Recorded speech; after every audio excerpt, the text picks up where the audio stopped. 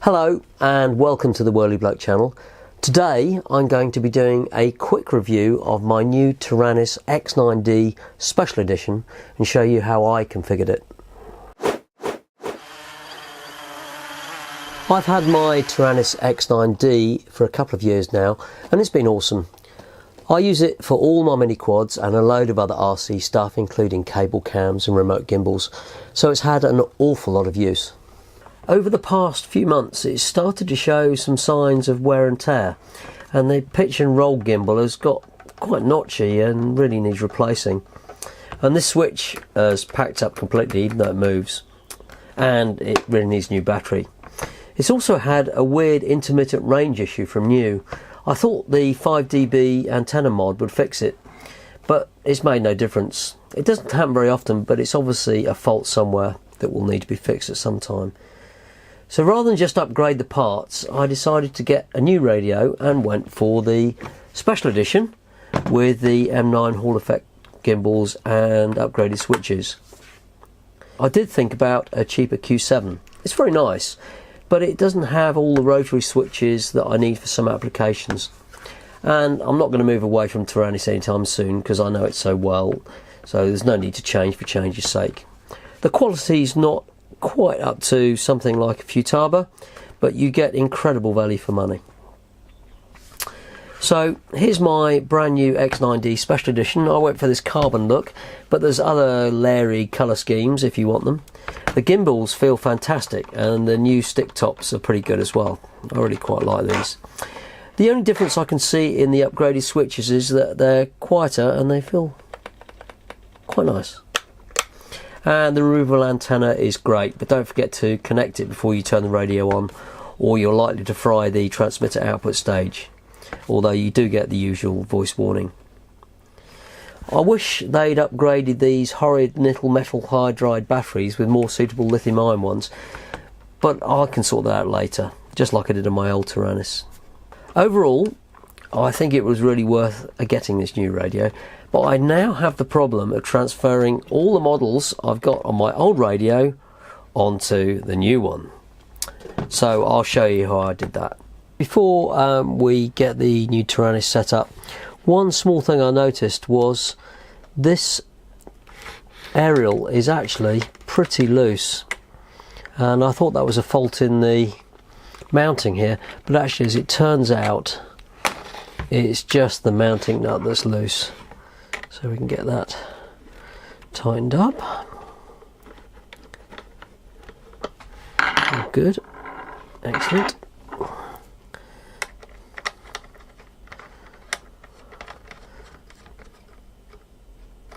That's much better.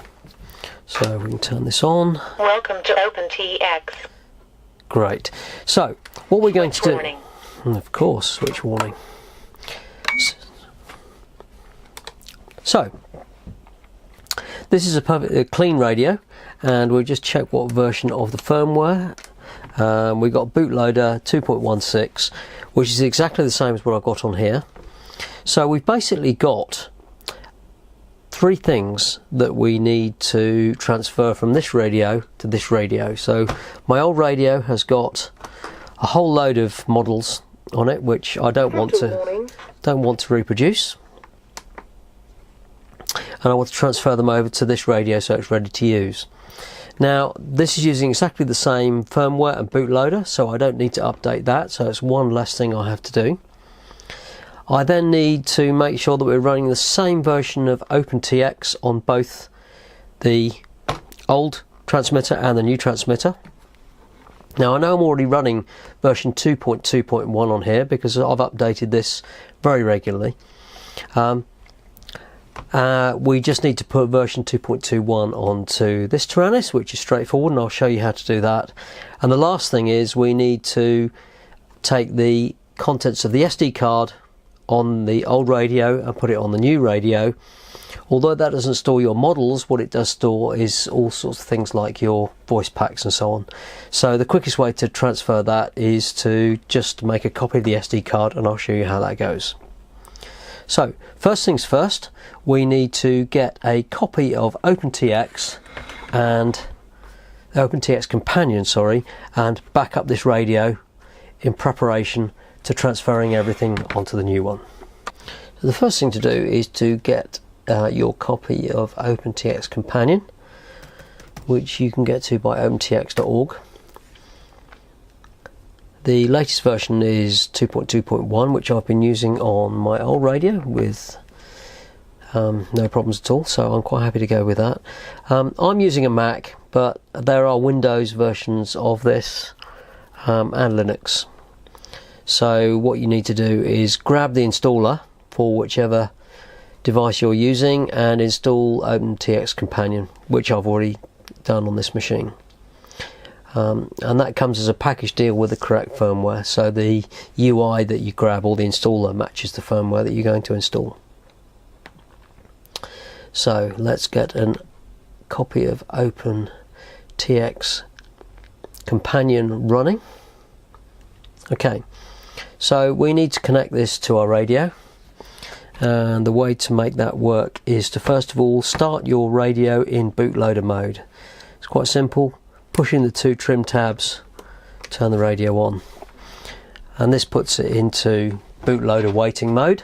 And then you'll need just a simple USB to USB mini connector.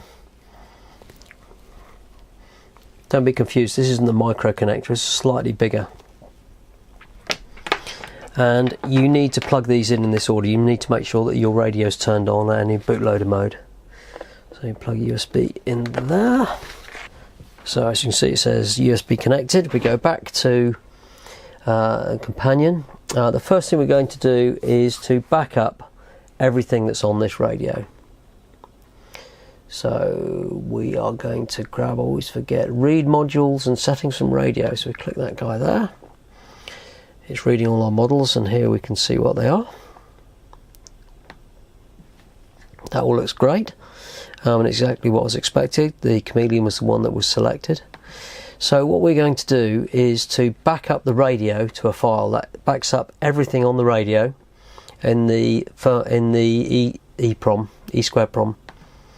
So I have a location where I keep all my Taranis stuff, so the backup is here, and we're going to create a new folder based on the date, which I find is the easiest way to do it. It's the 24th today, 218.01.24,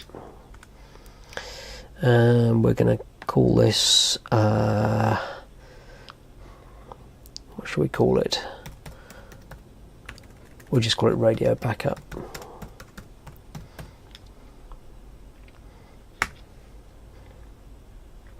Okay, so that's backed up the entire radio. This hasn't backed up the SD card. Now, if we go into Finder, or if you go into Explorer on Windows, you'll find that you've got two connected drives here, both called Taranis. That's because there's two devices in the radio. This, the one that's got the EEPROM and the EEPROM and the firmware binary, that is the memory that's actually on the E2prom in the radio itself, and that's where all your models are stored and so on. And then there's another device here which is actually the SD card. Now we need to copy this SD card to put it onto our new radio. Now I could just copy it here, drag it into a directory, save it, and then copy it back when I connect the new radio, but it's really slow to do that over the cable. So the easiest way to do that is just to take the SD card out of the radio, put it into an SD slot on your machine, and then just copy it that way. It's much quicker, so I'll do that now. So we've got our radio backed up nicely. So now that that's disconnected, we can go back to our radio and turn it off. Although it's still connected and powered by the USB connector, we just get rid of that. So to copy the SD card, what we're going to do is get the SD card out of here, which is tucked away in the back of the radio. So this is a micro SD and it won't fit in the slot that I have on my computer. Bung that in there and go back to our computer.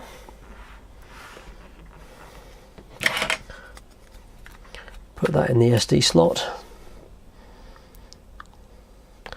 That will appear over here as Taranis. And then we can grab all these files, copy them, and we're going to put them into my Taranis radio. So let's have a look here, and we'll say new folder, SD card 2018 dot slash 0124, and we can paste all those items in there. Now, like I say, you could have done this using the Taranis connected to the radio, but it's about 10 times slower than this, so it's by far the quickest way to do things. Give that a second. Okay, that's great. So we can now unmount that card, and then we can pop this back into the radio. Like I say, it's not the models and things that are stored on here. This is where your scripts and your Lua scripts and your voice pack and anything else. I hate these nickel metal hydride batteries. I should be doing a video on upgrading that later. Good. So we now have everything backed up on here, and what we're going to do is transfer it all onto our new radio. Fire this up into bootloader mode, push the trim tabs in, turn it on. We're running the same version of the bootloader, which is the latest one, 2.1.6. Connect this up to our computer. Plugged in, that's great. So we say USB connected. So we now need to get the latest version of the OpenTX firmware. So let's go to settings, which is this guy up here. We're using the FrSky Taranis X9D Plus, and these are the build options that we want to install. We want to enable Lua scripts. We are using EU firmware. If you're in the US, you don't need to tick that, or non-EU countries. No heli, because I'm not using helis with this, and I'm installing this font, which is actually, I think, quite a nice font. These are the standard default settings for the mode and the channel order. I don't bother with the splash screen, but you can upload your own custom splash screen there, which is great. This builds a version of the firmware based on these options. So to actually download the firmware using those options, it creates it as a name which reflects the options that you've set, and I'll just put it in this directory for now.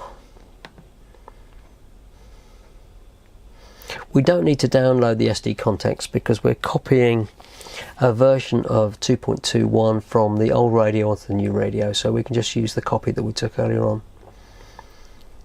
Okay, so that's great.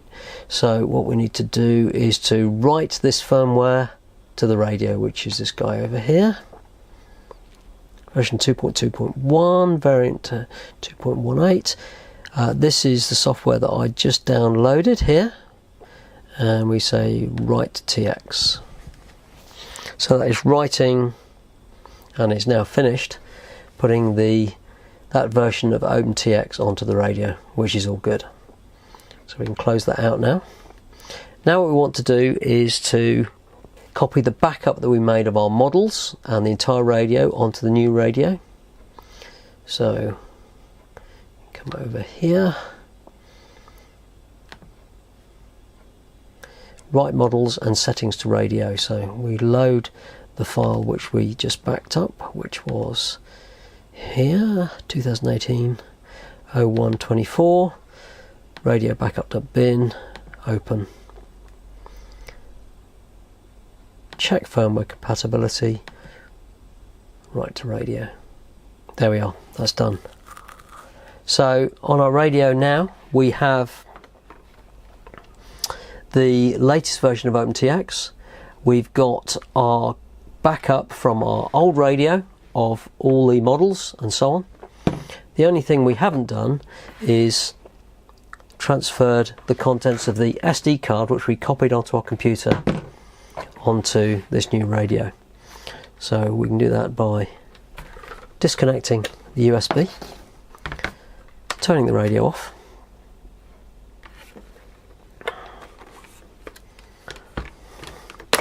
grabbing the SD card and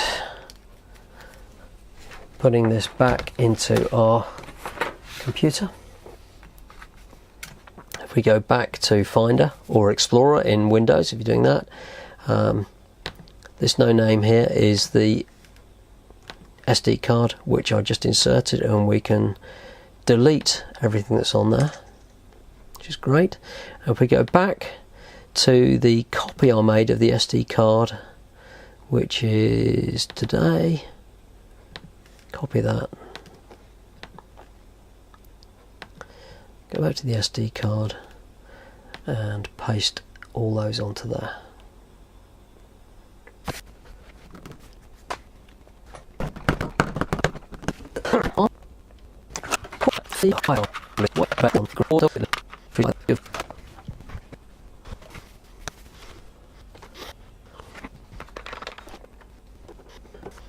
Okay, we're getting there. Come on, 5 seconds. Good. So that's all done. We can eject that. So here we go, the moment of truth. We have put the latest version of OpenTX on here, 2.2.1. We have transferred the SD card contents from the old radio onto the new radio, and we took a backup of the entire radio and we have restored it onto this radio, and everything should be synced up. Does it work? Disarmed. Flight mode angle. Excellent. So I can see that I've got all my models on here that I was expecting. Flight mode horizon. Flight mode acro. Flight mode horizon. I've got my weird voice pack enabled in here, so I know that that's all good. But does it work? So let's grab this GT200, plug it in. We've got the props off, we've got a VTX antenna on so we don't fry anything. Well, that's pretty encouraging. We've got the green bind light on so that I know it's bound. Awesome. That's working as expected. Flight mode horizon. Flight mode angle. 491. 494. Disarmed. 488. And that's my voltage readout and timer. Excellent. So everything is good to go. I hope you found that useful. Apart from the battery and the loose antenna problem, I really like the special edition of the Taranis X9D. Particularly these M9 gimbals, which are fantastic. As always, don't forget to subscribe for updates, and if you have any questions, leave them in the comments below and I'll do my best to answer them. I'll see you next time.